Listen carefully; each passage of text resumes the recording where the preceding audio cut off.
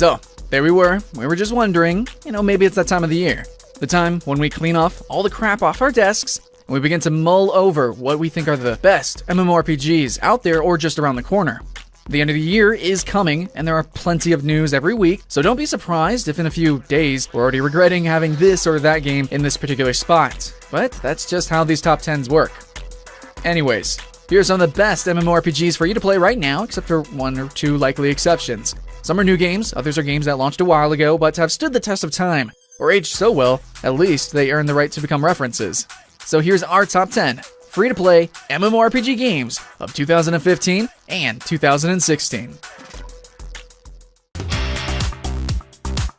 FreeMMOstation.com.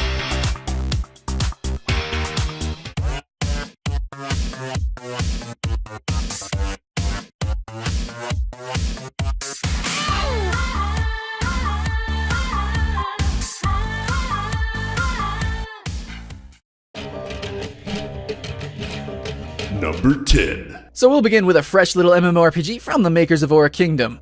Dragomon Hunter, aka Dragon Slayer, is this kind of anime monster hunter game that is more unusual to find than we could usually think. It does the Dragon's Prophet way in that you have to find, battle, and mount the creatures available, more than 100 at the time of the open beta. And it looks really good in its chibi anime style, and while the combat isn't of the true action kind, then again, which MMO really is, it feels fast, fluid, and compelling.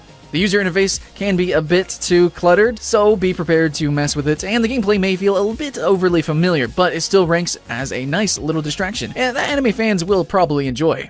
Having the original Japanese voiceover cast is a great option, as these fine folk lent their voices to names such as Naruto, Bleach, Sword Art Online, and more high-profile shows.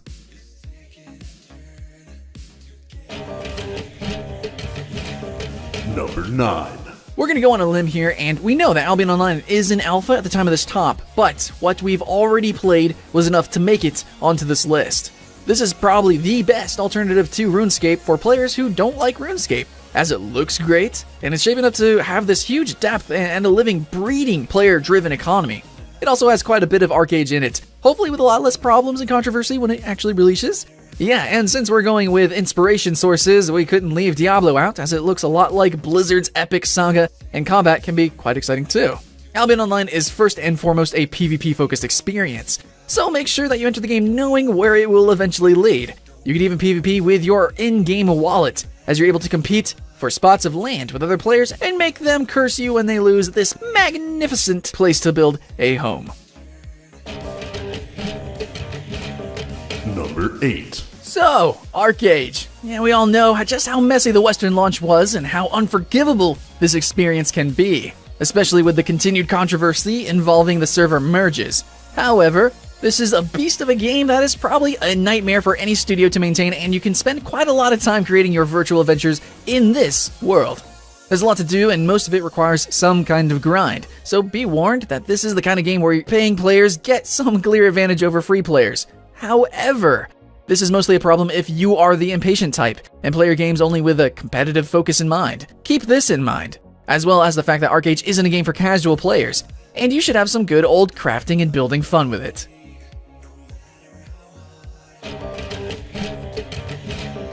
Number 7. It's impressive just how much Marvel Heroes has evolved since it launched a while ago to a lukewarm reception. Now it's a completely different beast, and one of the best superhero games that is finally exploring its Diablo inheritance in the right way. With a very respectable roster to choose from, plenty to do and loot, as well as regular updates that significantly add to the available content. Marvel Heroes is a very good game in its 2015 iteration, and hopefully it'll become even better during 2016. It's fun, easy to pick up, and with plenty of cool moves from our favorite Marvel characters. It has steadily grown into one of the best free-to-play action RPGs available.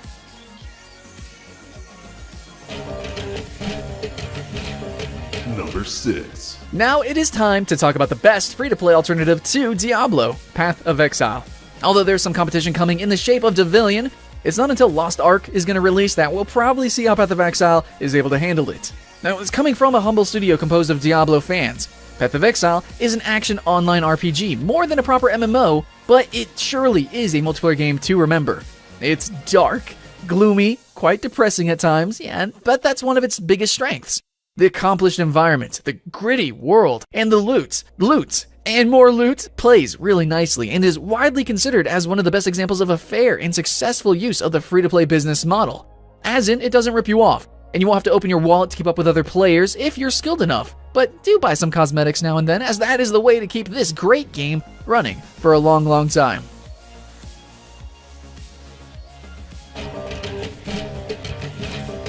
Number 5. Skyforge is one of the most ambitious MMO games of recent years, and as always seems to be the case, it's getting love from some players and hate from some others. Yeah, we understand how it can be a big pain in the butt to have a weekly limit for those who like to speedrun through their MMOs, but on the other hand, this is helpful for those who are only able to play a few hours every week. The class system is also very unusual, and we really appreciate the ability to switch between the classes on the fly, as we can choose the one which is best suited for each specific situation. Sure though, not everyone likes having to play for quite a while to unlock these classes, but see that as a goal and as something you can show off around in game. For now, there's no option to buy advanced classes, and actually we hope that the devs don't go down that route. Skyforge also has this sci-fi fantasy theme that is fairly original, and some of the dungeons and bosses are honestly quite a sight. This one can be a looker.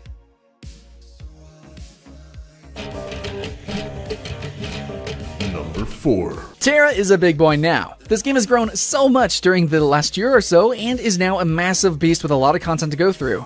Plenty of classes to choose from, with more coming really soon, most specifically the Brawler, and overall still one of the best action combat experiences available in MMO games. There's plenty of fan service if you like that sort of thing, and by this we mean fan service for both men and women.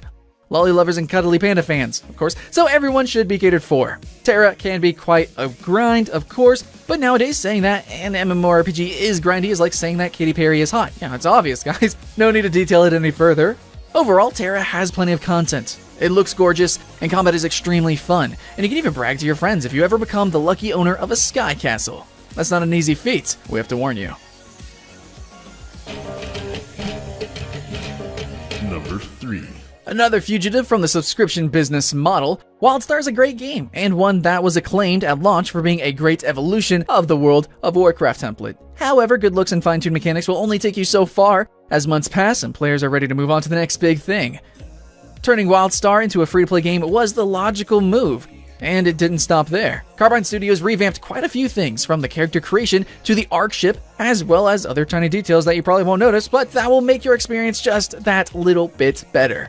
If you like crazy characters and a somewhat sci-fi Pixar look, and some classic gameplay to go along, then WildStar is just the game for you.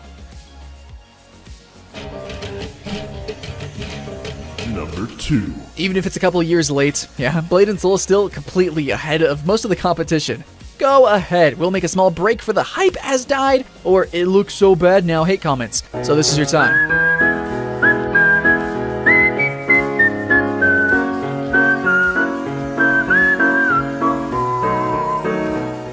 With that out of the way, we'll go ahead and say that Blade & Soul looks just as good as it did a few years ago. It's not just the unique art style that makes it so. Well, unique, or the way that the combat makes martial arts look so fun and crazy in the best anime style. Or the character creation, where we can spend hours adjusting every little detail until your fingertips bleed. It's a combination of these things and more. The storyline is just so cool and filled with cutscenes to make it look like you're actually inside the story. Something that in most other MMOs is just a succession of go here, go there, do this, come back.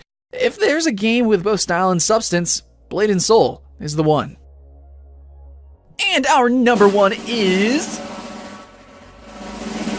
Black Desert Online. Woo! Oh wait, no, this one actually turned out to be by to play. So, yeah, scratch that. Yeah, the real number 1 is. And number 1. This one caught us completely off guard. We weren't expecting this move from ArenaNet, especially considering that Guild Wars 2 isn't exactly a game with a low population, and that the first Guild Wars is still pretty much a buy-to-play as in the first day that it launched. Yeah. On the other hand, we appreciate the generosity, as good free-to-play MMORPGs aren't exactly a dime a dozen. So we get one of the best games in the genre for free, except for just a few restrictions such as character slots and other things that won't properly impact the gameplay. The trick is that to repay the kindness, we have to, and should, buy the expansion to keep up with the game and fully enjoy it. It's more than a fair price for such a game, and the first expansion, Heart of Thorns, launched in October 2015.